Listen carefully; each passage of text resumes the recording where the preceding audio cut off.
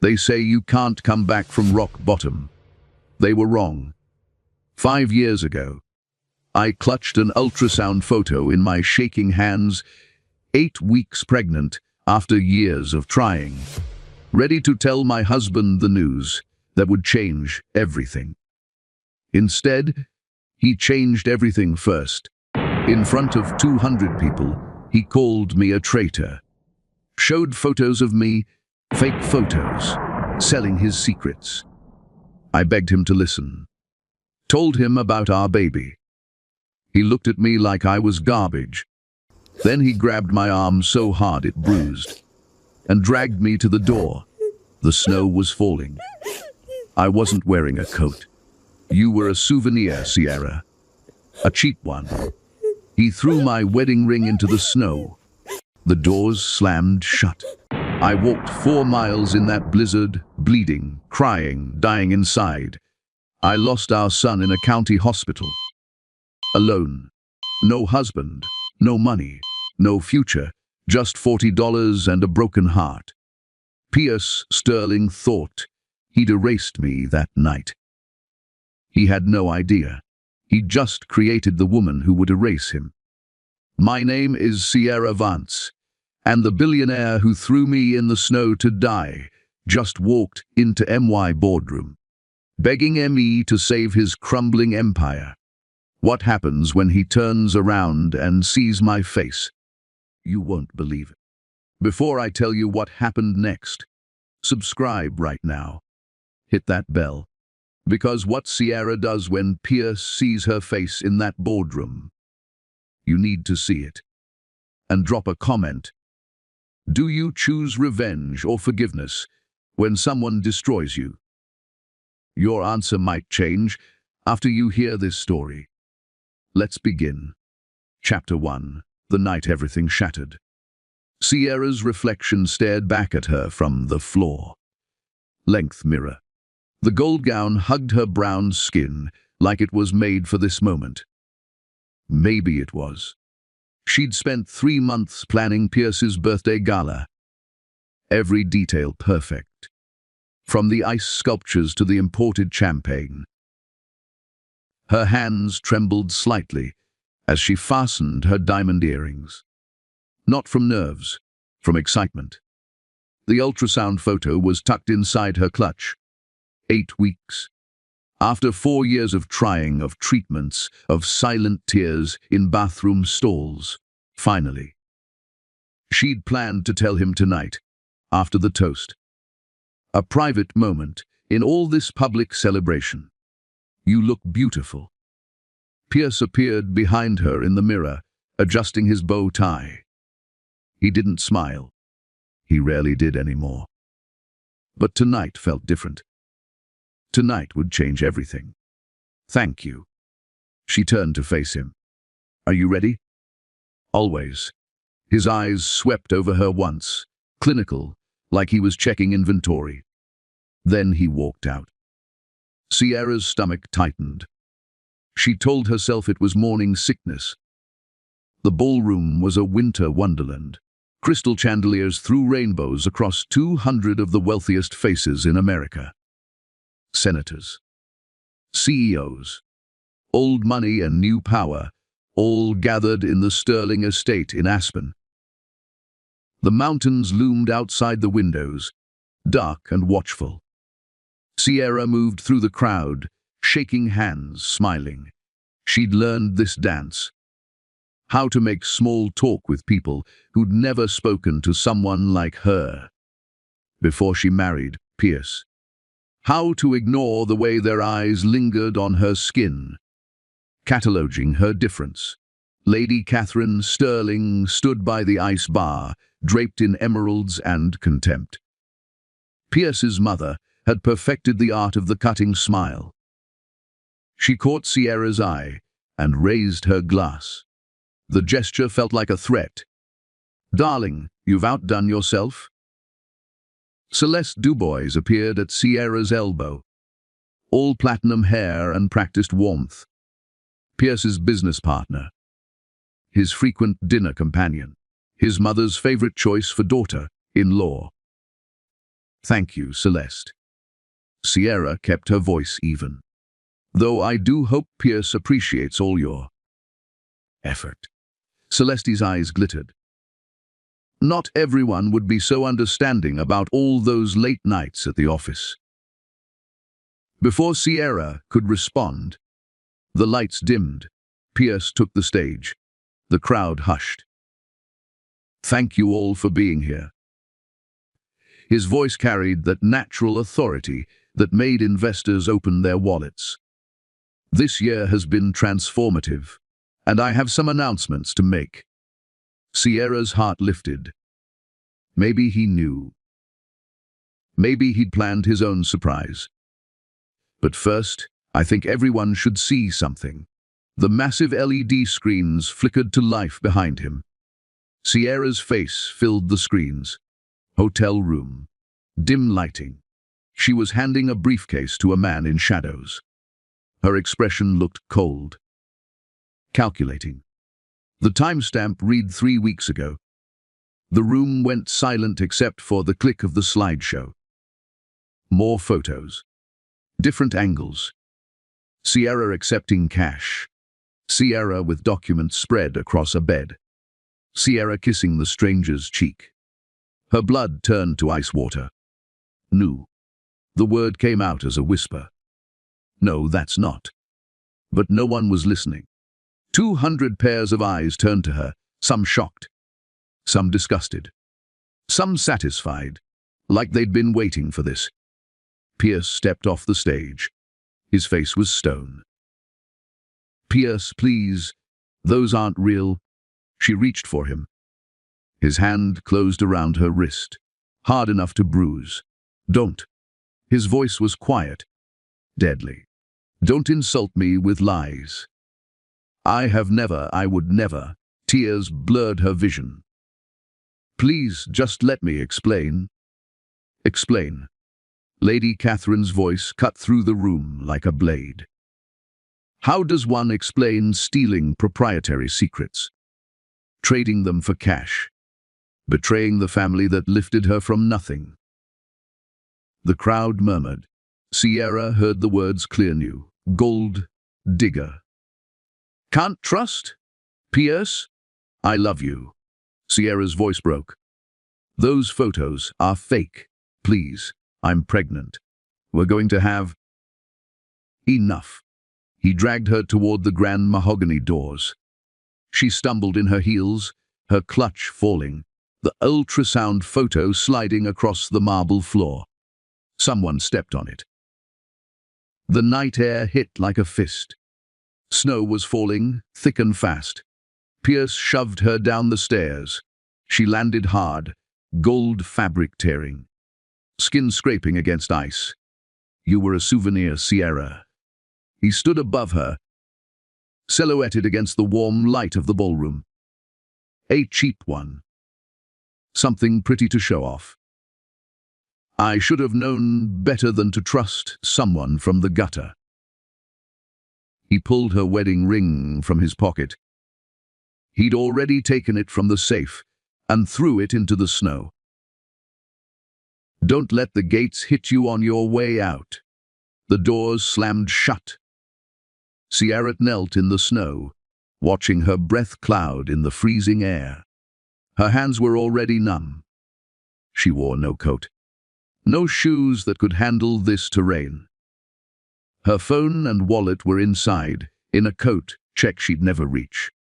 Behind the frosted windows, the party continued. Someone turned the music back on. She tried to stand. Her ankle rolled. She fell again. The estate gates were a mile away. The main road 3 more beyond that. The temperature was dropping. Single digits, maybe lower. Sierra looked at her hands, brown skin already turning ashen, and made herself stand. She walked. The snow fell harder. Her gold dress became a frozen shell. Each step was agony. She couldn't feel her feet anymore. Couldn't feel much of anything except the cramping in her lower abdomen. No, not now. Please, not now. But her body didn't negotiate. 2 miles from the estate, Sierra collapsed. A truck driver found her 3 hours later, hypothermic and bleeding. He called an ambulance. In a county hospital that smelled of disinfectant and desperation, a tired doctor told her what she already knew. "I'm sorry. The fetus didn't survive." Sierra stared at the ceiling tiles, counted them. 42. She counted them again and again, until the numbers were all that existed. When the nurse asked if there was anyone to call, Sierra said no. She had no one. She was no one. The woman who'd walked into that party, kind, hopeful Sierra, had died in the snow. What remained was something else. Someone else. Someone who would remember everything. The county hospital discharged Sierra after 48 hours. She had nowhere to go. No money. No identification. Everything had been in her coat, back at the estate. When she called Pierce's personal line, it went straight to an automated message. "This number is no longer in service." She tried the house line. A stranger answered. "The Sterling residence no longer recognizes this caller." Click. Her bank cards were declined. All of them. Joint accounts, her personal savings, even the small account from before the marriage, frozen. Lady Catherine's lawyers worked fast. Sierra sat on the hospital steps in borrowed scrubs and rubber sandals, watching cars pass on the highway. The social worker had given her a list of shelters. $40 in emergency cash. A pamphlet about starting over. She laughed. The sound was hollow. A black sedan pulled up to the curb. The window rolled down. A woman's face appeared, older, elegant, with silver, streaked hair pulled into a tight bun. Sierra Vance. The woman's voice was crisp, professional. Sierra tensed. "Who's asking?" "My name is Margaret Chen. I'm an attorney. Your godmother, Diane Morrison, sent me." The woman stepped out of the car, extending a business card. She saw the news coverage. She wants to help. Sierra stared at the card. She hadn't spoken to Aunt Diane in years. Her mother's best friend, who'd moved to Hong Kong after her mom died. The woman who sent birthday cards with $50 checks that Sierra always felt guilty cashing. "I don't need charity," Sierra said, even as her body shook from cold. "It's not charity. It's family." Margaret opened the car door. "And Ms. Morrison asked me to give you something. A trust fund your mother established before she passed. You couldn't access it until you turned 30 or experienced a qualifying life event." "Divorce qualifies." Sierra's breath caught. "My mother never had money. She had a settlement. Medical malpractice. She put it all aside for you, with specific instructions." Margaret's expression softened. She wanted to make sure you'd never be trapped. That you'd always have a way out. Tears burned Sierra's eyes. Her mother had died when she was 12. Cancer, misdiagnosed for 2 years. Sierra never knew about any settlement. "How much?" she whispered. $200,000. It's been invested conservatively for 18 years. Current value is approximately $470,000. Sierra's legs gave out. She sat down hard on the hospital steps. Margaret sat beside her. "There's more, Ms. Morrison wants you to come to Hong Kong. She has connections there. Business opportunities. A place to heal, away from all this. I can't just run away." "You're not running. You're regrouping." Margaret pulled out an envelope. "First class ticket. Leaves tomorrow from Denver. New passport. Expedited. Fresh start." Sierra took the envelope with shaking hands. Inside was a plane ticket, a temporary passport, a printed email from Aunt Diane. Her mother would want you to survive this. Come home to me. What about Pierce? The accusations. Everyone thinks I. Let them think what they want for now. Margaret's voice turned sharp. You need to disappear. Heal. Get strong. Then, when you're ready, we fight back. But you can't fight from a position of weakness. Sierra looked at the highway again. Every car heading somewhere. Everyone with a destination. She'd spent 4 years being Mrs. Pierce Sterling. Being silent when his mother insulted her heritage. Smiling through business dinners where men talked over her. Giving up her scholarship to Stanford Business School because Pierce said his wife didn't need to work. What had all that kindness gotten her? A miscarriage, a destroyed reputation. $40 and a pamphlet. Okay, Sierra said. I'll go.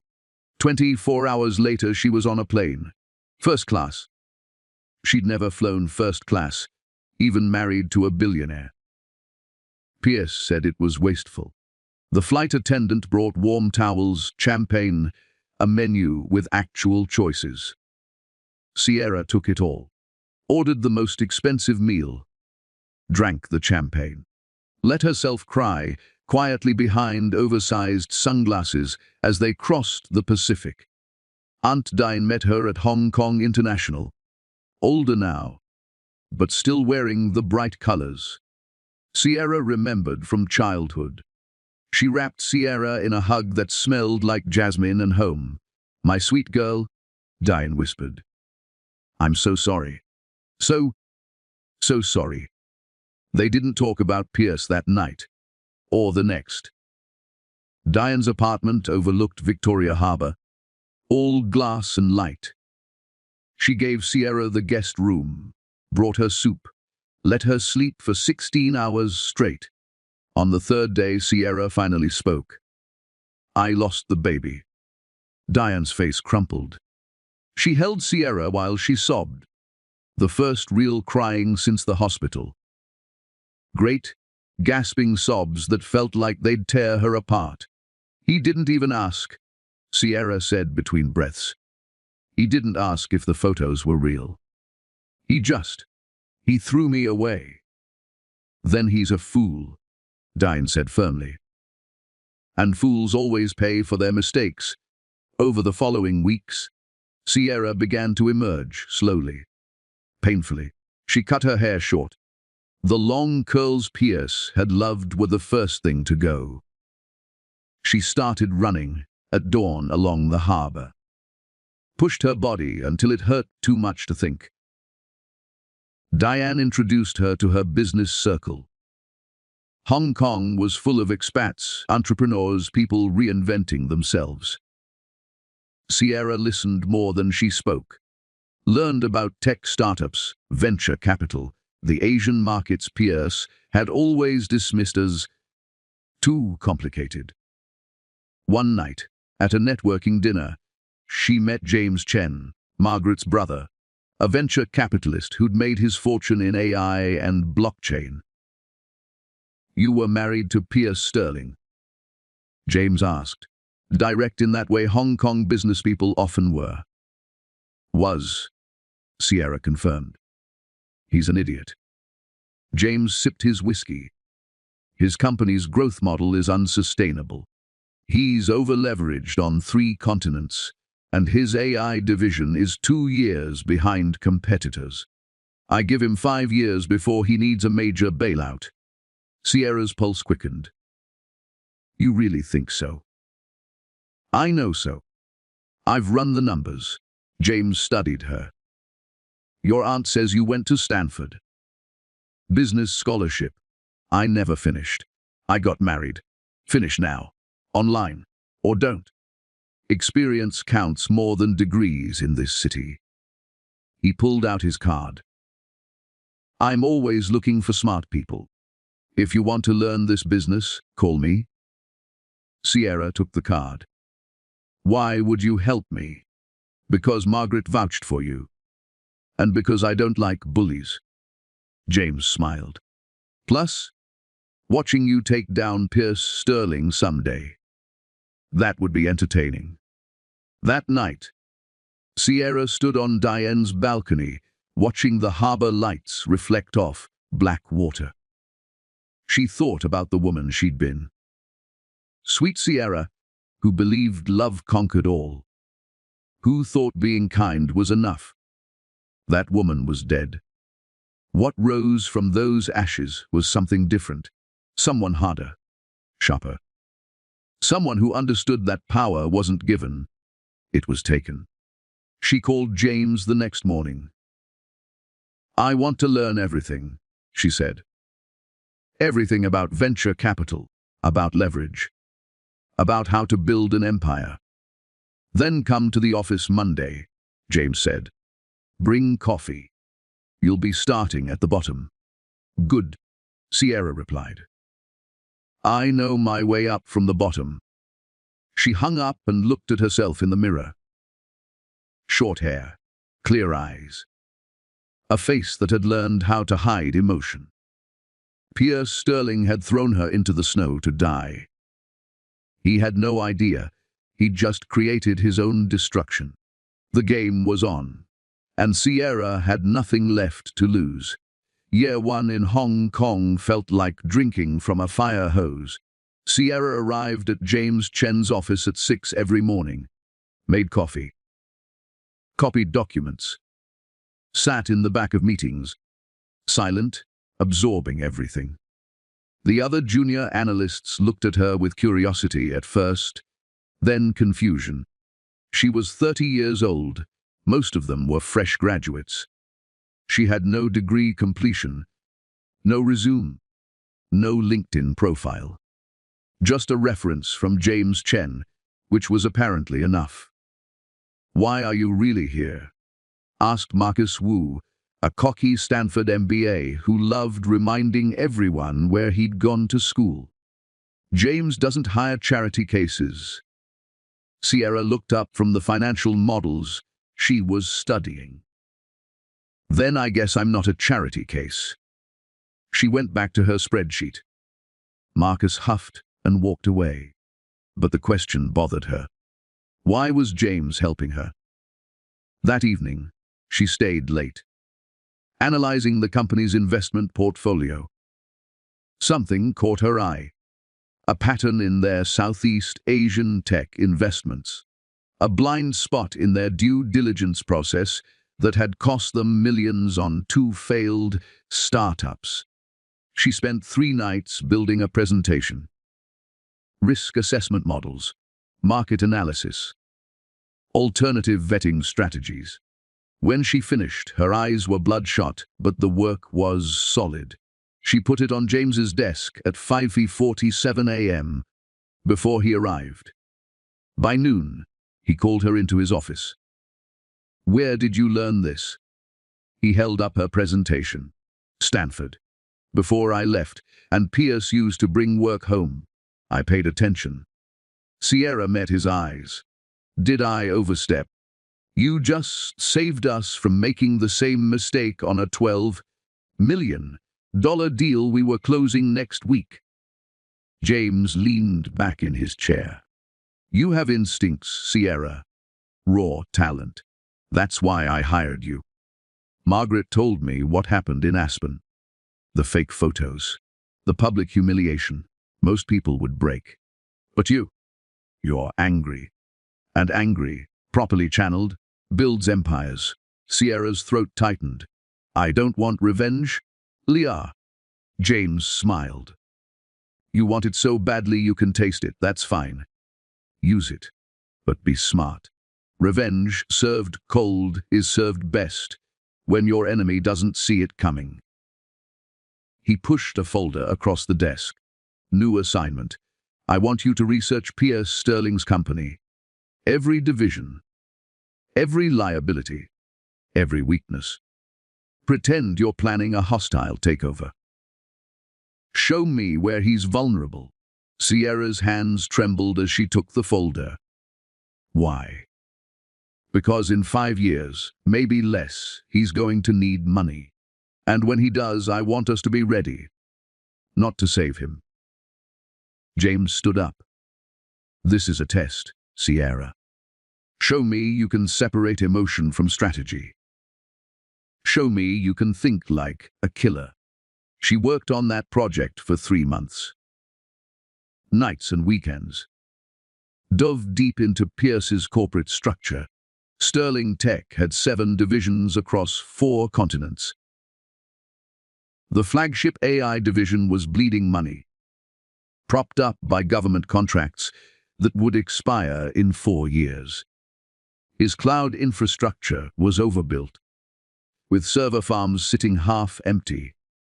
He'd acquired 3 competitors in 2 years, all financed with high-interest debt. Pierce was a house of cards, beautiful on the outside, one strong wind from collapse. Sierra's presentation was 90 slides, comprehensive, brutal.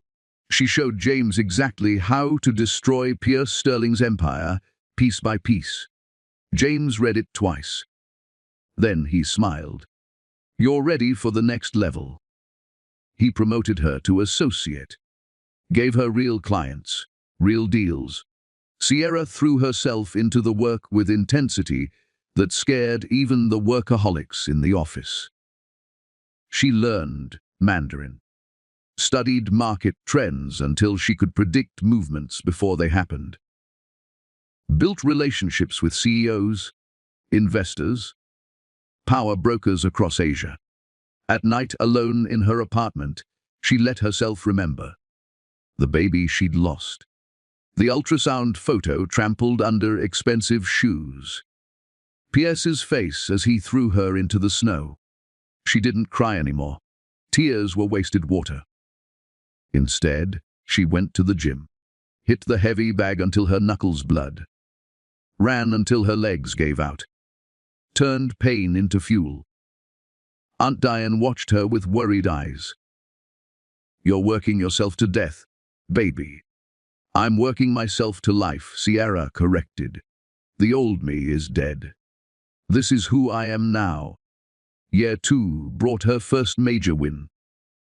A tech startup in Singapore. Everyone else passed on it. Said the founders were too green, the market too saturated. Sierra saw something different. She convinced James to invest $2 million. 18 months later, the company sold to Alibaba for $80 million. Sierra's analysis had been perfect. Her cut of the commission was substantial. Not billionaire money. Not yet. But enough to prove she belonged. James took her to dinner at a Michelin-starred restaurant overlooking the harbor. You have a gift, he said. You see what others miss. Why? Sierra swirled her wine. Because I know what it's like to be underestimated. Those founders, young, no connections, just raw hunger. I understood them. Everyone else saw risk. I saw myself. And Pierce never saw that in you. Pierce saw a pretty trophy. He never bothered to look deeper. She set down her glass. His loss? His massive loss, James agreed. Speaking of which, I've been hearing things. Sterling Tech's AI division just lost their biggest military contract to a Korean firm. Stock dropped 11%. Investors are getting nervous. Sierra's heart rate picked up. How nervous? Nervous enough that he'll need to show growth soon or face a revolt. James studied her. The timeline is accelerating. Maybe 3 years instead of 5. Good. The word came out cold. Sierra didn't recognize her own voice sometimes. Didn't recognize the woman who could discuss destroying a man's livelihood over seared scallops and champagne. But that woman got results. Year 3 was her breakout. She led a consortium that acquired a struggling Indonesian e-commerce platform, restructured it, and flipped it for 300 million in profit. Her name started appearing in tech publications. The mystery woman of Hong Kong VC, Sierra Vance, the analyst who never misses. Pierce's name appeared too, but in different contexts. Sterling Tech faces mounting pressure. Can Pierce Sterling save his sinking ship? Sierra read every article, studied every earnings call, watched his empire crack. She felt nothing. No satisfaction, no pity, just cold calculation. Then in year 4, she met David Park at a conference in Seoul. Korean-American, Harvard Law, specializing in corporate restructuring and hostile takeovers. Brilliant, ruthless, and utterly professional. "I've been following your career," David said over coffee. "Impressive trajectory. From nothing to managing a $200 million portfolio in 4 years. That's not luck." "No," Sierra agreed. "It's not. I also know who you used to be, Pierce Sterling's ex-wife, the woman he publicly destroyed." David's expression didn't change. "I'm guessing this success isn't just about money." Sierra should have been angry at his directness. Instead, she respected it. "What gave it away?" "The pattern of your investments. You're building a specific kind of portfolio. Companies that could be used as leverage against tech infrastructure firms, cloud services, AI training platforms, data centers. You're assembling weapons, Ms. Vance. Very expensive weapons. And if I am..." David smiled. It was the smile of a shark. "Then you need a lawyer who specializes in corporate warfare. I've taken down 3 Fortune 500 CEOs. I know every legal trick, every loophole, every pressure point. And I'm very, very expensive." "How expensive?" "For you. A percentage of Sterling Tech when you take it down." "Because you will take it down. I can see it in your eyes. You're not just planning revenge. You're planning annihilation." Sierra sipped her coffee. Studied this man who saw through her so easily. "Why would you help me?" "Because Pierce Sterling testified against my father in a patent lawsuit 12 years ago. Lied on the stand. My father's company went bankrupt. He died of a heart attack 6 months later." David's smile faded. "So yes, Ms. Vance, I have my own reasons. The enemy of my enemy is my very well-paid friend." They shook hands. The deal was done. Year 5 arrived like a countdown clock, hitting 0. Sierra had built something extraordinary. A venture capital firm called Phoenix Group, backed by international investors, managing over $1 billion in assets. She was wealthy now, powerful. And Pierce Sterling was drowning. His stock had dropped 43% in 18 months. 3 board members had resigned. His cloud division was hemorrhaging clients to younger, faster competitors. The debt payments were crushing him. James walked into Sierra's office, her own office now, corner view, her name on the door, with a folder. "It's time," he said simply. Inside was a confidential memo. Sterling Tech was quietly shopping for a white knight investor. Someone to inject capital, stabilize the stock, save Pierce's reputation. The asking price was massive. The terms were desperate. Sierra read it twice. Her hands didn't shake. Her voice didn't waver. "Set up the meeting," she said. "Tell them Phoenix Group is interested. Very interested." "He doesn't know your Phoenix Group." "He has no idea. I've kept my name out of everything. Corporate shells, offshore accounts, proxy investors." Sierra smiled. It felt foreign on her face. "As far as Pierce knows, I disappeared into nothing 5 years ago.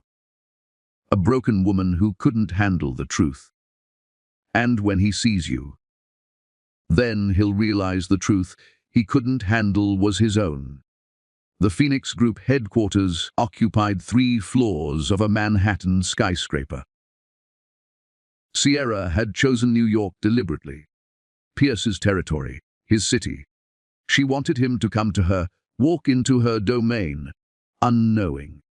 She stood at the floor-to-ceiling windows of her penthouse office, watching the city wake up. 48 floors below, yellow cabs crawled through traffic. Somewhere down there, Pierce Sterling was probably in his own office, desperate, scrambling to save everything he'd built. The team is ready. David Park entered without knocking. They'd worked together for a year now, and formalities had dissolved. Sterling and his people will be here at 2 p.m. His legal team, his CFO, and 2 board members. All men, by the way. Of course they are. Sierra turned from the window. She wore white today. A sharp Armani suit that cost more than her entire wardrobe from 5 years ago. Her hair was longer now, styled in elegant waves. Diamond studs, real ones, bought with her own money, caught the light. She looked powerful. She was powerful. How do you want to play this? David asked. Cold. Professional. I want the deal terms presented first. Let them pitch their desperation. Then I'll turn around. Sierra's voice was steady. I want him to see my face and know instantly that he's already lost. You're sure about this? Once you reveal yourself, there's no going back. He'll fight. Let him fight. I have lawyers, leverage, and the moral high ground. What does he have? Debt in a dying company. Sierra checked her watch. Besides, I didn't come this far to hide. At 1:45 p.m., her assistant buzzed. Vance, the Sterling Tech delegation is in the lobby. Conference room A. Make them wait 15 minutes. Sierra used that time to center herself. Breathing exercises. Mental preparation. She reviewed the terms one last time. Phoenix Group would acquire 60% of Sterling Tech, inject $500 million in capital, restructure the debt, but maintain operational control.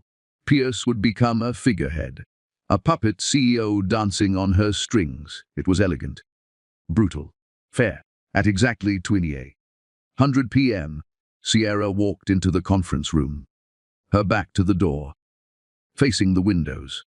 Just like she'd planned. She heard them file in. Expensive shoes on marble, the rustle of suits, low voices, then his voice. Pierce's voice. 5 years since she'd heard it, but her body remembered. Her spine stiffened. Her hands wanted to shake. She wouldn't let them. Thank you for meeting with us, Pierce began. His voice had that practiced charm. The same tone he'd used on investors, on journalists, on her. Phoenix Group has an impressive reputation. We're honored you're considering SICT. Sierra didn't turn around. Her voice cut like glass. Silence. Then chairs scraping, they sat. David distributed the folders. These are our terms. Phoenix Group is prepared to inject $500 million into Sterling Tech in exchange for 60% equity, 3 board seats, and operational control of all divisions. 60%. One of the board members, Sierra, recognized the voice as Gerald Thompson, old money, Pierce's biggest supporter. That's excessive. We were hoping for a strategic partnership, not a takeover. Then you're in the wrong room, Sierra said, still facing away. Your stock is down 47% year-over-year. Your debt service consumes 33% of revenue. You've lost 2 major contracts this quarter alone. You're not looking for a partner. You're looking for a lifeline. Who the hell do you think? Gerald started. Read the terms. Sierra interrupted. Page 4 details the restructuring plan. Page 7 outlines management changes. Page 12 covers debt refinancing. You have 72 hours to respond. After that, the offer expires and you can watch your company collapse on your own. This is outrageous, Pierce said. His voice had an edge now. Anger. We came here in good faith. Good faith. Sierra turned around. The room went silent, absolutely silent. Pierce's face drained of color, his mouth open-closed. No sound came out. Gerald Thompson looked confused. I don't understand. Who? Hello, Pierce, Sierra smiled. It didn't reach her eyes. It's been a long time. Pierce stood up so fast his chair fell backward. No. No, this is impossible. You disappeared. You had nothing. I had $400,000 from my mother's trust fund. I had rage. I had intelligence you never bothered to notice. Sierra walked to the head of the table. Stood there like she owned it, because she did. And I had time. 5 years to build this, to become this, Sierra. Her name came out strangled. How? How did the broken woman you threw in the snow become the only person who can save you? Sierra tilted her head. I worked. Every single day. While you partied in Ibiza and bought your 4th vacation home, I studied market trends. While you played golf with senators, I built relationships with real power brokers. While you coasted on daddy's money and your own arrogance, I became better than you at everything. Pierce's lawyer, a sharp-faced man named Reynolds, found his voice. This is a conflict of interest. You can't. There are regulations. There are no regulations against a legitimate business transaction. David interrupted smoothly. Vance is the CEO of a registered investment firm. Sterling Tech is a publicly traded company seeking capital. Everything is above board. Uncomfortable for you? Absolute legal? Not even close. This is revenge, Gerald said. Pure revenge. This is business. Sierra opened her own folder. But since you mentioned it, let's talk about revenge. 5 years ago, your CEO publicly humiliated me based on fabricated evidence. Threw me out of his home in a blizzard. I lost everything that night, including a child. Pierce's face went white. You said you were pregnant, but I thought. You thought I was lying. Like you thought I was a corporate spy. Like you thought everything about me was false. Sierra's voice never wavered. I was 8 weeks pregnant, Pierce.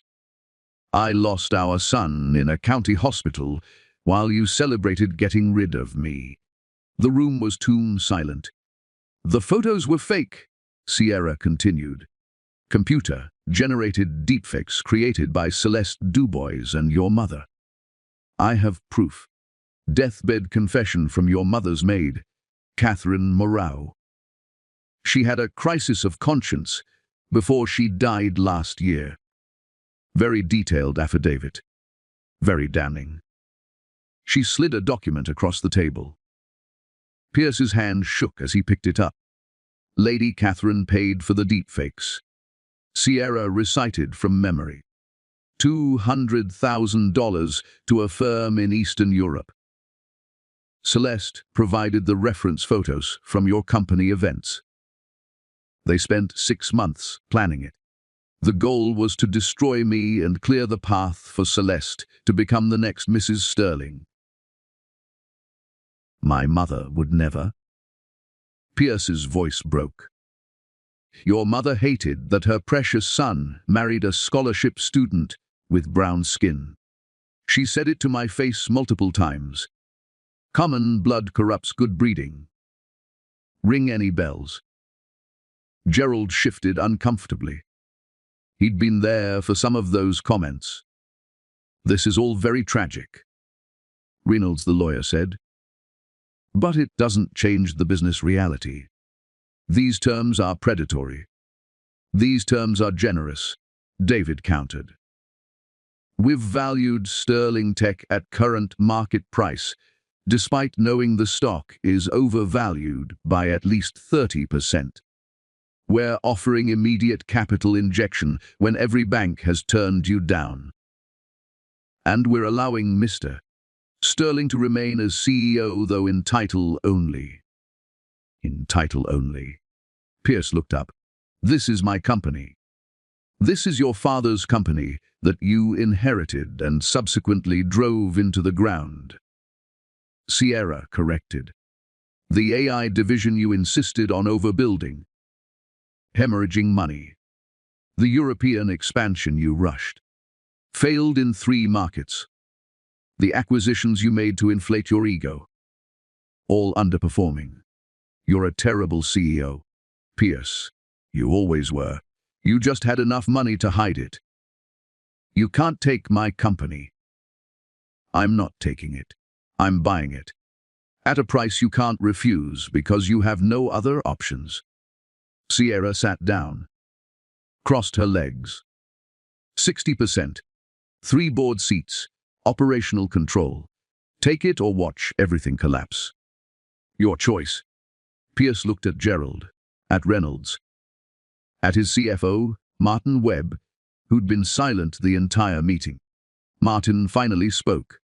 P.S. Our cash reserves will be depleted in 4 months. Maybe 5 if we make drastic cuts. We need this capital. Not from her. Pierce said. Anyone but her? There is no one else, Martin said quietly. We've tried everyone. Phoenix Group is our only option. Pierce stood up, paced to the window. Sierra watched him, this man she'd once loved, now broken and desperate. She felt nothing. No satisfaction, no pity. Just cold, hollow completion. Why? Pierce turned to face her. If you wanted revenge, why not just destroy the company? Why buy it? Sierra considered the question. Because destroying it would be too easy. Too quick. I want you to watch me succeed where you failed. I want you to see what I build from the ruins of your arrogance. And I want you to know, every single day, that the woman you threw away was always better than you. The woman I threw away was sweet, kind, gentle. Pierce's eyes were red. What happened to her? You killed her in the snow. Sierra stood. This meeting is over. You have 72 hours. Sign the papers or face bankruptcy. Your choice. She walked toward the door. Sierra, wait. Pierce's voice cracked. I'm sorry for everything. The photos, the accusations, you're a baby. If I could take it back. You can't. Sierra didn't turn around. And I wouldn't want you to. That night made me who I am, stronger, richer, free of you. So thank you, Pierce, for the worst night of my life. It was the beginning of my best. She left the conference room, walked to her office, closed the door. Then, alone, Sierra sat at her desk and let out one long breath. Her hands were shaking now, her heart racing. 5 years of planning, building, becoming, all leading to this moment. David knocked and entered. That was masterful. Stone cold, he's devastated. Good. Sierra pulled out her phone. A text from Aunt Diane. I'm proud of you, baby girl. Another from James Chen. I'm watching the stock. It jumped 3% on rumors of the Phoenix deal. You did it. Sierra looked at her reflection in the dark computer screen. The powerful woman in white. The CEO. The phoenix risen from ashes. She'd won. Pierce Sterling was hers to control. So why did she still feel empty? 72 hours felt like 72 years. Sierra didn't sleep.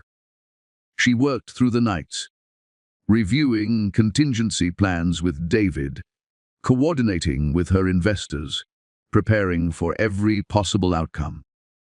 If Pierce signed, she'd own his empire.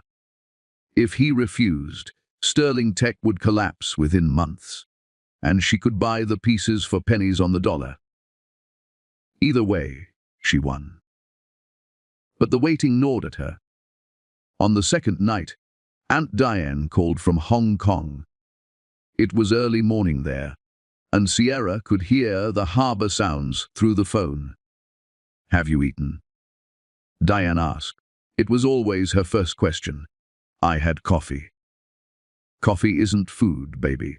You're running yourself into the ground again." "I'm fine." Sierra stared at the Manhattan skyline, lights stretching to infinity. Somewhere out there, Pierce was making the hardest decision of his life. "Are you, though?" Diane's voice softened. "You got what you wanted. You faced him, showed him who you became. But you don't sound victorious. You sound tired." Sierra closed her eyes. "I thought I'd feel different. Satisfied. Something. But it's just empty." "Revenge usually is," Diane said gently. "I supported this because you needed to heal, and healing looks different for everyone. But destruction doesn't fill the holes inside us, Sierra. It just creates new ones." "So what was I supposed to do? Forgive him? Move on? Pretend that night never happened?" No. "You were supposed to survive, and you did. Beautifully. Powerfully. But now you need to decide who you want to be after the surviving is done." They talked for another hour. About Sierra's mother. About the woman Sierra used to be. About whether power and success could ever truly heal a shattered heart. "I don't know how to be soft anymore," Sierra admitted. "I don't know if that woman even exists inside me." "She exists," Diane assured her. "She's just protecting herself, and that's okay. But don't let the armor become your skin, baby. Don't let what he did turn you into something you hate." After they hung up, Sierra stood at the window for a long time, thinking, remembering. The third day arrived. The deadline was 50:00 p.m. At 14:47 p.m., Sierra's assistant buzzed. "Ms. Vance, Mr. Sterling's legal team is here. They have documents." Sierra's heart kicked. "Send them in." Reynolds entered with 2 associates. No Pierce. They looked exhausted, like they'd been arguing for 3 days straight. "Mr. Sterling has signed the agreement," Reynolds said stiffly. He placed the documents on her desk. 60% equity transferred to Phoenix Group. Board seats confirmed. Operational control ceded. "It's done." Sierra picked up the papers. Pierce's signature was there, bold, angry. The pen had pressed so hard it almost tore through the page. "Where is he?" she asked. "Mr. Sterling chose not to attend. He felt his presence would be counterproductive." Translation: Pierce couldn't face her. "Good." David reviewed the documents with surgical precision. "Everything's in order. Congratulations, Ms. Vance. You now control Sterling Tech." They shook hands. The lawyers left. Sierra sat alone with the signed papers that represented 5 years of work, pain, and transformation. She'd won. So why did it feel like losing? The next morning, Sierra arrived at Sterling Tech headquarters for the first time as majority owner. The building was a glass monument to excess, 40 stories of Pierce's ego. Employees streamed through the lobby, most unaware their entire world had just shifted. The executive floor was different. Everyone knew. Assistants whispered. Executives closed their office doors. By the time Sierra stepped off the elevator, the silence was deafening. Martin Webb, the CFO, met her. He was mid-50s, competent. One of the few people who'd told Pierce the truth about the company's problems. Ms. Vance. Welcome. His handshake was firm. I've prepared briefings on all divisions. We have a lot of work ahead. Where's Pierce? His office. He's been there since yesterday. Won't come out. Sierra walked past Martin, past the staring employees to the corner office. The door was closed. She knocked once. No answer. She opened it anyway. Pierce sat behind his desk in the same clothes from the meeting 3 days ago. Unshaven, hollow-eyed. The office was a mess, papers everywhere, empty bottles of scotch. His computer screen showing stock charts frozen in time. He looked up when she entered. Come to gloat. Come to work. Sierra closed the door. We have a company to save. It's your company now. Why do you need me? Because these employees don't know me. They know you. And despite everything, you built some good things here. The core technology is solid. The team is talented. You just made terrible strategic decisions. Sierra sat across from him. I need you to smooth the transition. Publicly support the changes. Be the face while I do the actual work. Pierce laughed. It sounded broken. So I'm a puppet. A mascot for my own company. Yes? At least she was honest. Pierce poured himself another drink. His hands shook. Did you ever love me? Or was I always just a target?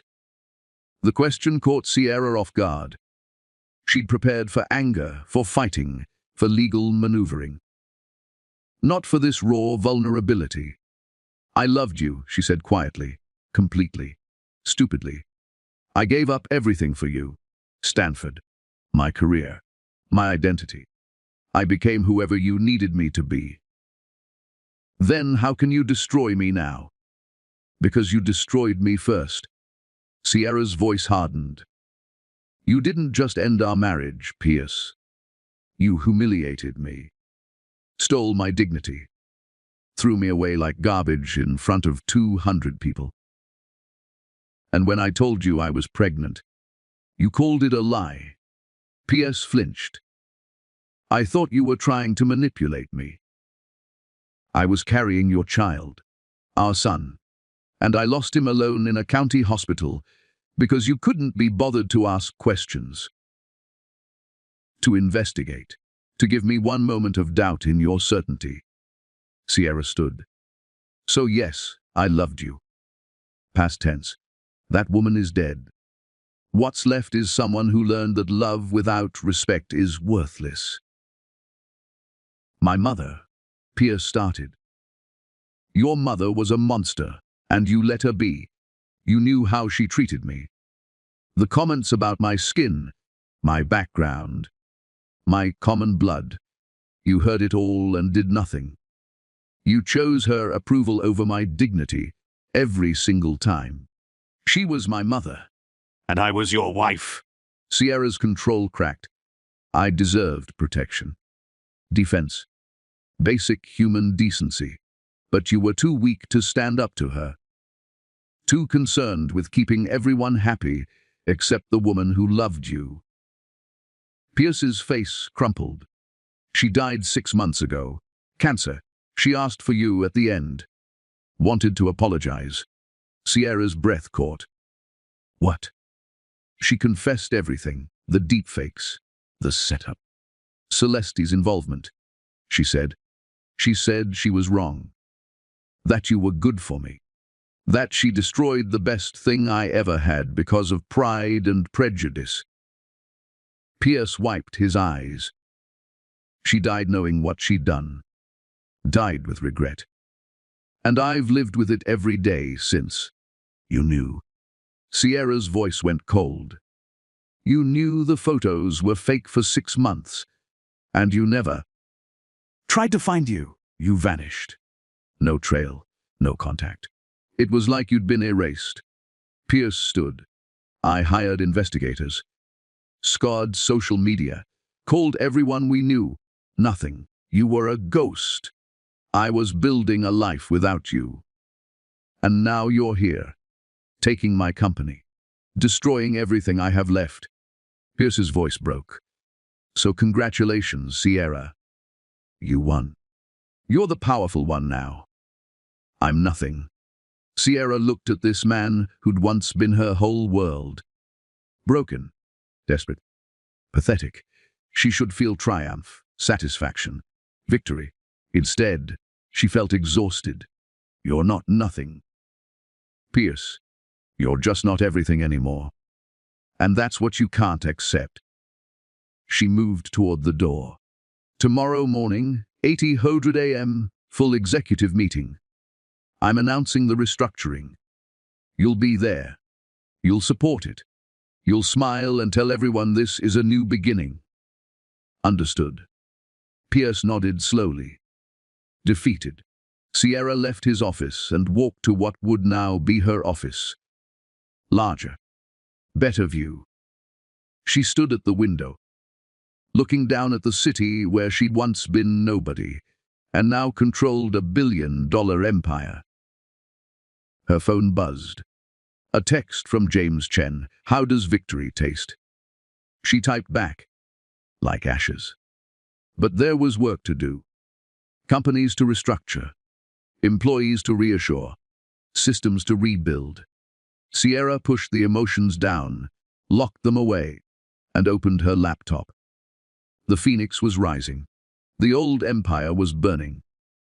And somewhere in the flames, Sierra wondered if she'd lost herself completely, or finally found who she was always meant to be. That night, alone in her new Manhattan penthouse, purchased with her own money, decorated with her own taste, Sierra pulled out a small box from her bedside drawer. Inside was the ultrasound photo. Crumpled, water damaged. But she'd recovered it months after that night, returning to Aspen, searching the estate grounds until she'd found it pressed into frozen earth. 8 weeks. A tiny blob on grainy paper that had been her son, her future, her reason to believe in happy endings. She touched the photo gently. She whispered, I won. Just like I promised. But the baby couldn't answer. And Sierra cried for the first time in 5 years, not from pain, but from the terrifying realization that winning felt exactly like losing. The restructuring of Sterling Tech was ruthless and efficient. Sierra spent the first month cutting dead weight. Vanity projects Pierce had funded, redundant departments, executives who'd climbed the ladder through nepotism rather than competence. She slashed the European offices by 40%, consolidated the cloud infrastructure, and refocused the AI division on profitable government contracts instead of flashy consumer products. Wall Street loved it. The stock climbed 19% in 6 weeks. Employees hated it. 300 people lost their jobs. The office culture shifted from casual brilliance to corporate efficiency. Free lunches disappeared. Ping-pong tables were sold. The rooftop lounge became additional workspace. Pierce watched it all happen from his corner office, powerless. He showed up for meetings, smiled on camera, read the script Sierra's PR team prepared. At night, he drank, alone. Sierra knew because Martin reported everything. "Was struggling," the CFO said carefully during their weekly briefing. Missing deadlines. Showing up late. The board is noticing. Then he needs to perform better, Sierra replied without looking up from her financial projections. With respect, Mins. Vance, he's a human being in crisis. Maybe some compassion. Compassion. Sierra's eyes snapped up. Where was compassion when he threw me into a blizzard? When I lost our child. When he believed fabricated evidence without a single question. Martin held up his hands. You're right. I'm sorry. But destroying him won't rebuild you. The same thing Aunt Diane had said. Sierra dismissed it then. She dismissed it now. Focus on the Q3 projections, she said coldly. Pierce's mental health isn't my responsibility. But that night, alone in her office at midnight, Sierra found herself watching security footage from Pierce's office. He sat in the dark, staring at his computer screen. Not working, just staring. His shoulders shook. He was crying. Sierra closed the feed. Went back to work. 2 months into her ownership, a new problem emerged. Celeste Dubois, the woman who'd helped destroy Sierra's life, had spent the last 5 years climbing social ladders, dating wealthy men, building a lifestyle brand on Instagram. When news broke that Sierra Vance, Pierce's supposedly disgraced ex-wife, now controlled Sterling Tech, Celeste went into damage control mode. She called Sierra directly. Had the audacity to call.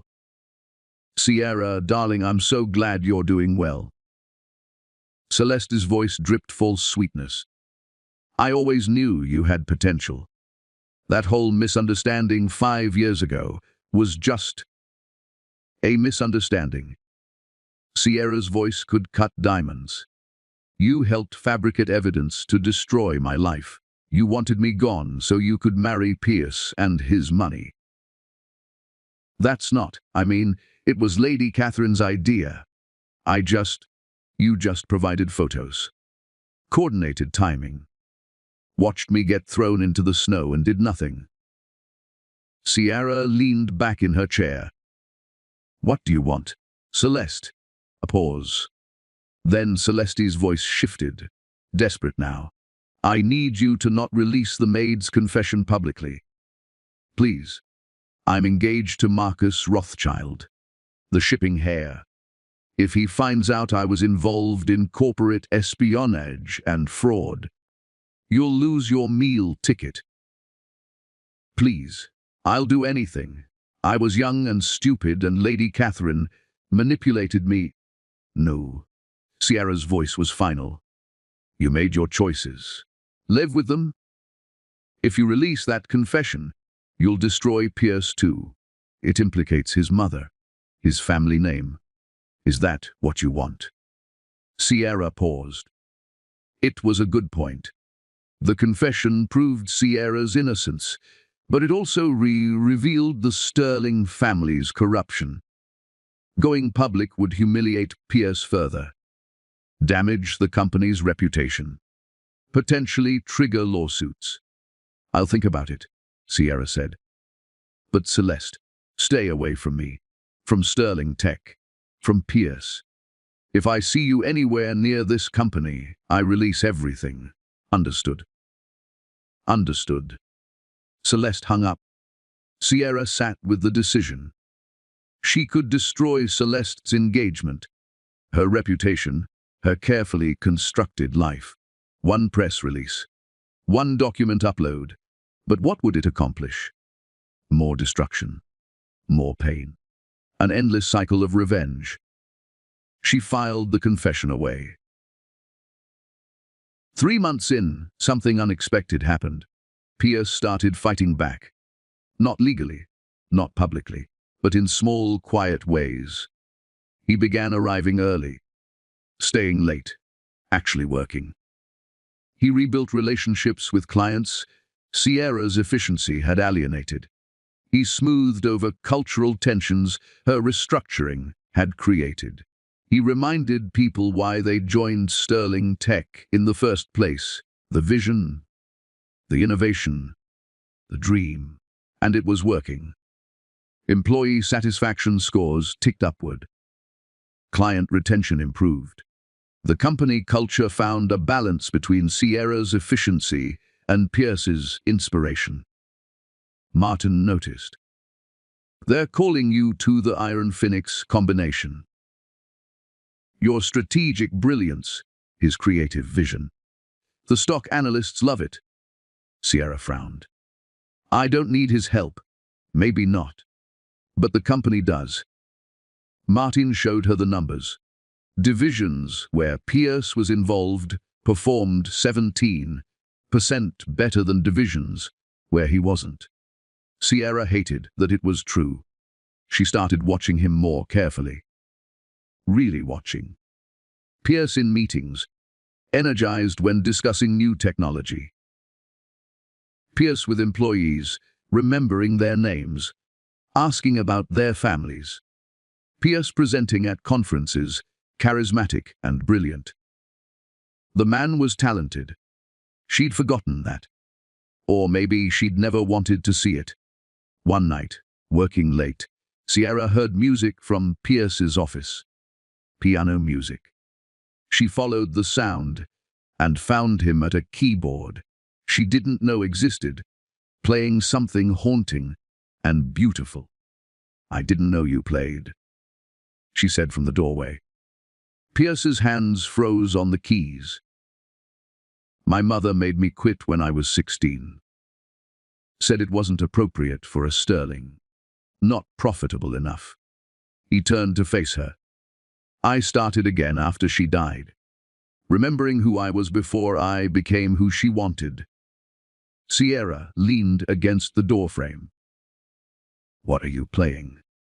Something I wrote 5 years ago, the week after that night. His voice was quiet. I called it It's Snowfall. I never played it for anyone. Why not? Because it's an apology. And apologies don't undo what's done. Pierce stood. Why are you here so late? Working. You're always working. Don't you have a life outside this building? Sierra's jaw tightened. This building is my life. This company. This victory. Is it enough? Pierce asked. All this power. All this success. Does it fill the hole? What hole? The one we both have. The one shaped like the life we could have had if I hadn't been an arrogant coward and you hadn't become so focused on revenge that you forgot how to be human. Sierra's hands clenched. Don't psychoanalyze me. You don't know me anymore. I know you keep our baby's ultrasound photo in your desk drawer. Second from the top, left side. I saw it when I was getting files for Martin. Pierce's voice broke. I know you still cry at night, when you think no one's listening. I know you work yourself to exhaustion, because stopping means feeling. And I know that destroying me hasn't made you happy. Happiness was never the goal. Then what was? Justice! Sierra's voice echoed. You took everything from me. I took everything from you. That's justice. No, that's tragedy. Pierce walked closer, not threatening, just tired. We destroyed each other, Sierra. And we're still destroying each other.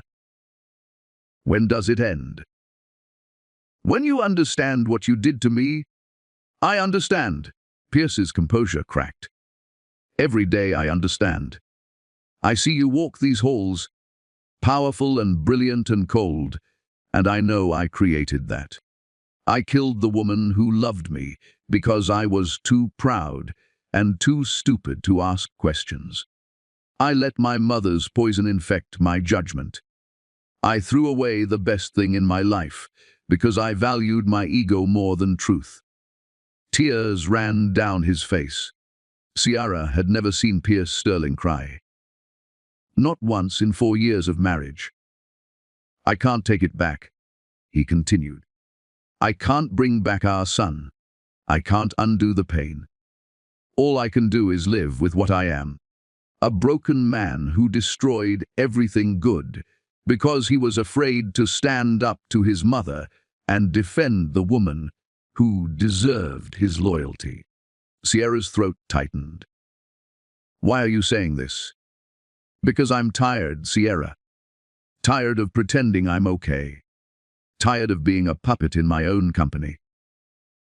Tired of watching you become everything I was, powerful, ruthless, and completely alone. Pierce wiped his eyes. You wanted me to understand. I understand. You wanted me broken. I'm broken. Completely. Totally, so please just tell me what happens now. Sierra stood frozen. This was what she'd wanted. Pierce, devastated and defeated, finally comprehending the magnitude of his betrayal. She should feel triumph. Instead, she felt something crack inside her chest. Something she'd kept frozen for 5 years. I don't know, she whispered. I don't know what happens now. They stood in the quiet office. The piano music still hanging in the air. Two broken people who'd destroyed each other in different ways. And for the first time since that night in the snow, Sierra wondered if revenge had been worth the cost. Sierra didn't sleep that night. Pierce's words circled her mind like vultures.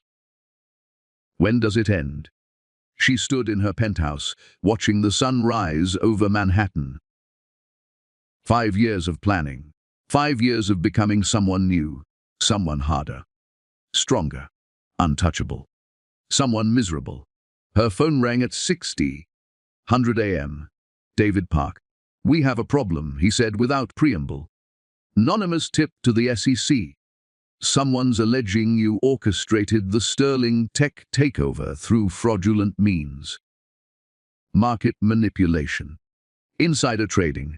It's baseless, but they're opening an investigation. Sierra's blood ran cold. Who filed it? The tip came from a burner email.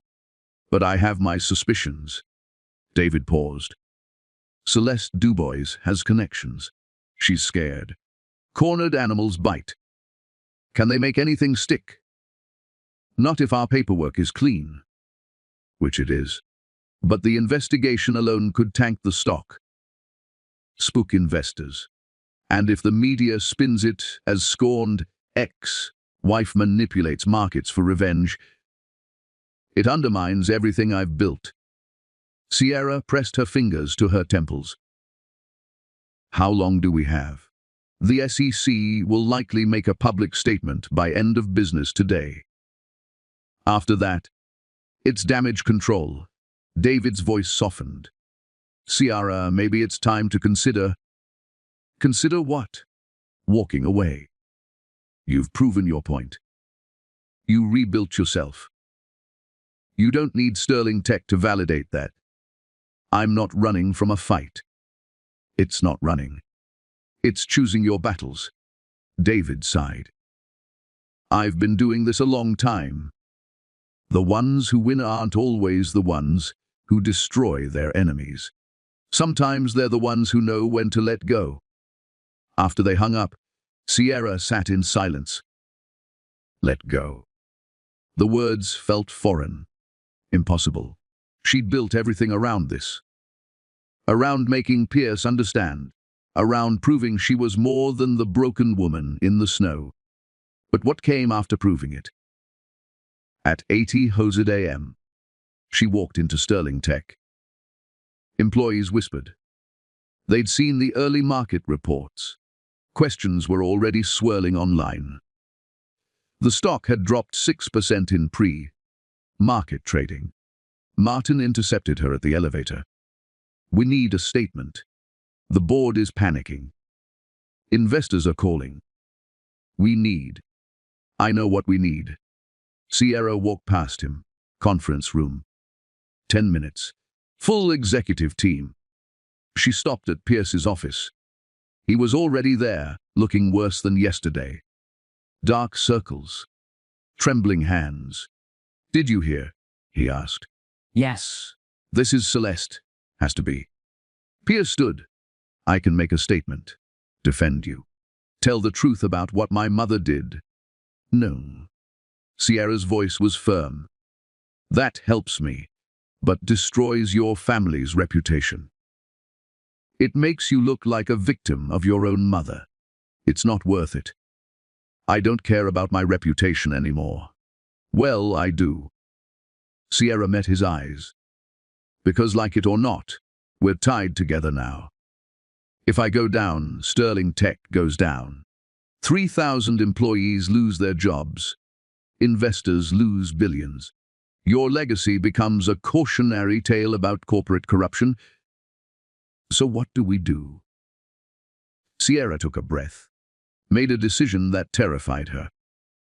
"We tell the truth. All of it. My way." The conference room filled quickly. Executives, board members, department heads, all looking to Sierra for answers. For the iron control she'd shown for 3 months, she stood at the head of the table, poised. Professional. Powerful. "By now you've all heard about the SEC investigation," she began. "Anonymous allegations of market manipulation and fraud. I'm here to address them directly." Everyone leaned forward. 5 years ago, I was Sierra Sterling, wife to Pierce Sterling. I was humiliated publicly, accused of corporate espionage based on fabricated evidence, and thrown out of my home while pregnant. I lost my child that night. I lost everything. Gasps around the table. Pierce's face was pale, but he nodded, confirming. "The photos used to destroy me were deepfakes, created by Pierce's mother and his business associate, Celeste Dubois. I have documented proof, a deathbed confession from Lady Catherine's maid. The entire setup was designed to remove me from Pierce's life." She pulled out the affidavit, passed copies around the table. "I spent 5 years rebuilding myself. I earned an MBA online. Worked brutal hours in venture capital. Built Phoenix Group from nothing into a $1 billion firm. Every deal was legitimate. Every investment was researched. Every dollar was earned through intelligence and hard work." She looked directly at the board members. When Sterling Tech needed capital, Phoenix Group offered fair market terms. Pierce signed willingly because it was only option. There was no fraud, no manipulation. Just business. Gerald Thompson, the board member who'd always supported Pierce, cleared his throat. "But you had a personal vendetta. That's a conflict of interest." "Yes, I did. I won't lie about that." Sierra's voice was steady. "I wanted Pierce to understand what he'd done to me. I wanted him to feel powerless. I wanted revenge." The room was silent. "But over these 3 months, I've realized something. Revenge doesn't heal wounds. It just creates new ones. I came here to destroy Pierce Sterling. Instead, I've rebuilt his company, saved 3,000 jobs, increased shareholder value by 43%. Those aren't the actions of someone committing fraud. Those are the actions of someone who's actually good at this." She turned to Pierce. "I was wrong about something. I thought taking your company would make me whole. But it just made me like you, powerful, successful, and completely alone. Turns out we're both better when we're not at war." Pierce's eyes widened. Sierra addressed the room again. "The SEC investigation will find nothing because there's nothing to find. Every document is clean. Every transaction is legitimate. But I understand this creates instability. So I'm making an announcement." She pulled out a prepared document. Effective immediately. I'm restructuring my ownership of Sterling Tech. I'm reducing my stake from 60% to 49%. The remaining shares will be distributed to employees through a new equity program and sold to diversified institutional investors. Shocked silence. This removes the appearance of personal control while maintaining Phoenix Group's investment.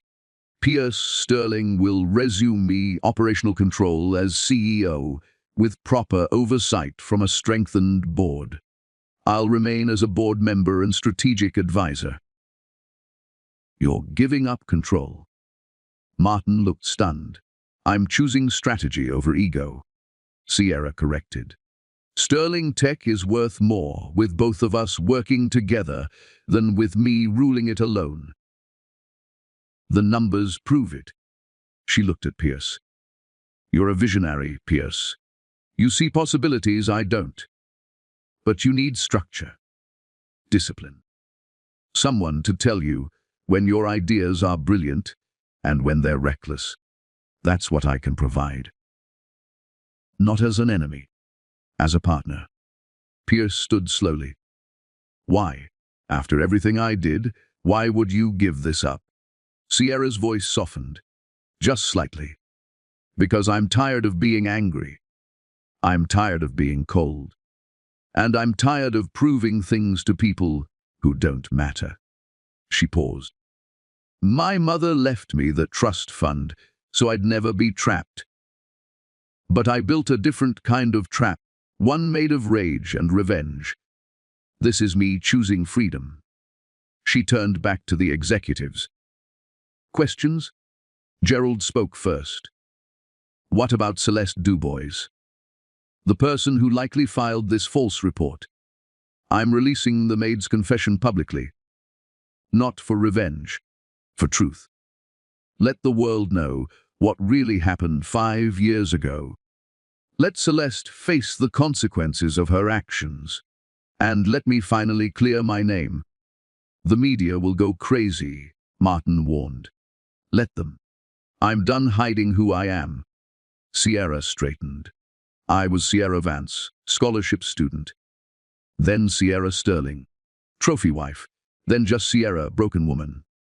Then Sierra Vance, ruthless CEO. I'm tired of reinventing myself for other people's comfort. From now on, I'm just me.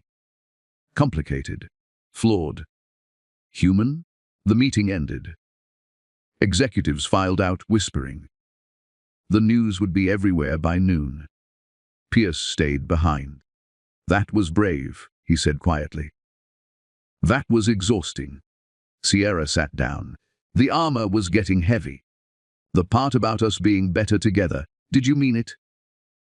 Sierra considered lying. Maintaining the walls. But she was so tired of walls. Yes, I did. You're frustrating and reckless, and you make terrible financial decisions. But you also inspire people. You see potential where I see risk. We balance each other. She looked at him. We did once, anyway. Before everything went wrong. Pierce sat across from her. I've been seeing a therapist. Since my mother died, working through things. Good. She asked me what I'd say to you. If I could say anything without consequences. He took a breath. I'd say I'm sorry isn't enough. I'd say I was a coward who let my mother's prejudice poison my judgment. I'd say throwing you out was the worst thing I've ever done, and losing our son haunts me every single day. I'd say you deserved so much better than what I gave you. Tears pricked Sierra's eyes. She blinked them back. I'd say, Pierce continued, voice breaking, that I understand if you hate me forever. I'd understand if you walk away from this partnership tomorrow. I'd understand if you never forgive me, because I don't forgive myself. Good, Sierra said. You shouldn't. What you did was unforgivable. Pierce nodded, looked down. But Sierra's voice was soft. I'm learning that holding on to unforgiveness is like drinking poison and expecting the other person to die. It's killing me, Pierce. The anger, the coldness, the constant need to prove I'm stronger than my pain. So what do? We work together. Professionally, we rebuild this company the right way. We prove that two broken people can create something whole. Sierra stood. But we're not friends. We're not family. We're business partners who share a terrible history. That's all we can be. I can live with that. Pierce stood too, extended his hand. Partners. Sierra looked at his hand. 5 years ago, she would have taken it eagerly, desperately. Now she took it carefully, guardedly. Partners. They shook. A business agreement. Nothing more. But something shifted. Not forgiveness, not reconciliation, just the tiniest crack in the ice. The SEC investigation concluded. No charges. Complete exoneration. Sierra's public release of the maid's confession made international news. Celeste Dubois's engagement imploded. Her social media empire collapsed. She disappeared from public life. Sierra didn't follow it. Didn't care. Sterling Tech's stock hit an all-time high. The employee equity program transformed company culture. Pierce's creative vision, balanced by Sierra's strategic discipline, produced 3 breakthrough products. Wall Street called them the most successful business partnership of the decade. Sierra stood in her office, smaller now, since she'd given up the corner seat looking at financial projections. Strong, sustainable, ethical. A knock on the door. Pierce entered, carrying 2 coffee cups. Peace offering, he said. Ethiopian blend. I remembered you liked it. Sierra took the cup. Thank you. They'd developed a rhythm. Professional meetings, strategic debates, occasional coffee conversations that stayed strictly business. It worked. The board approved the African expansion, Pierce said. Your risk assessment convinced them.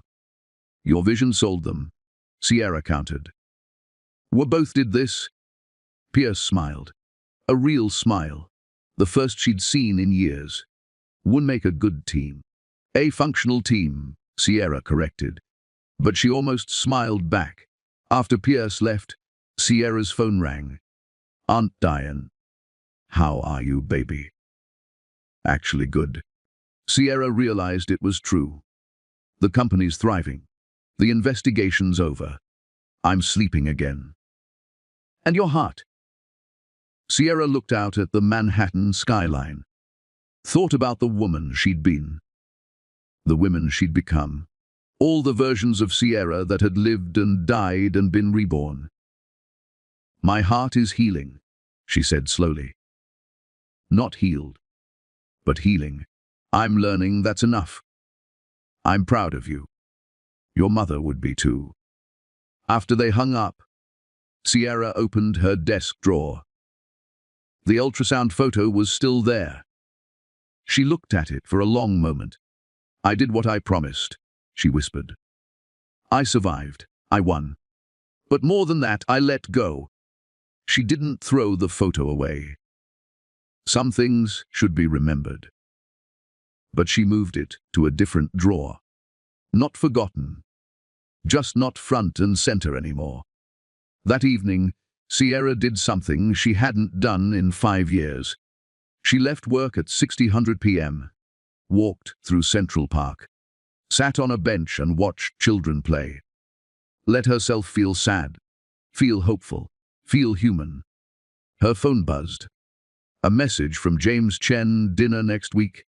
Hong Kong misses you. She smiled and replied, I miss it too. Let's make it happen. Another message.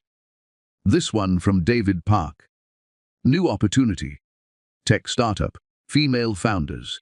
Reminds me of you 5 years ago. Interested. Sierra's heart lifted.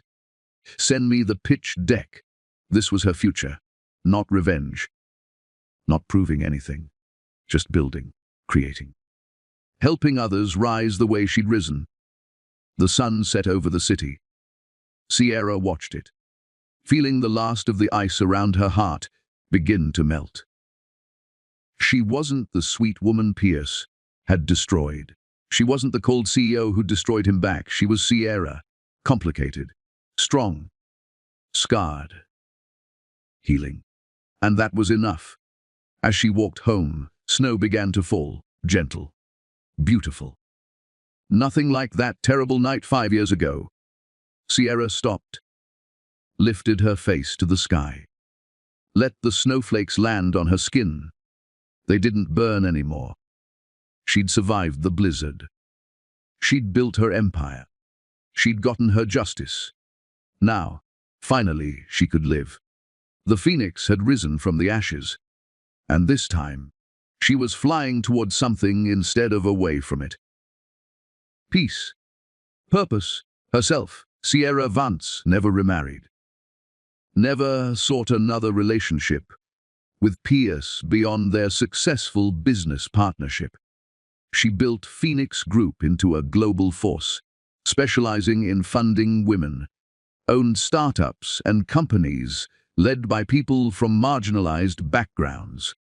Pierce Sterling remained CEO of Sterling Tech, humbled and reformed, dedicating himself to ethical business practices and mentoring young entrepreneurs.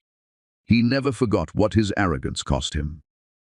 Together, they proved that two people could destroy each other and still choose to build something meaningful from the ruins. Not through forgiveness, not through romance, but through respect, accountability, and the courage to transform pain into purpose. And sometimes, that's the most powerful ending of all.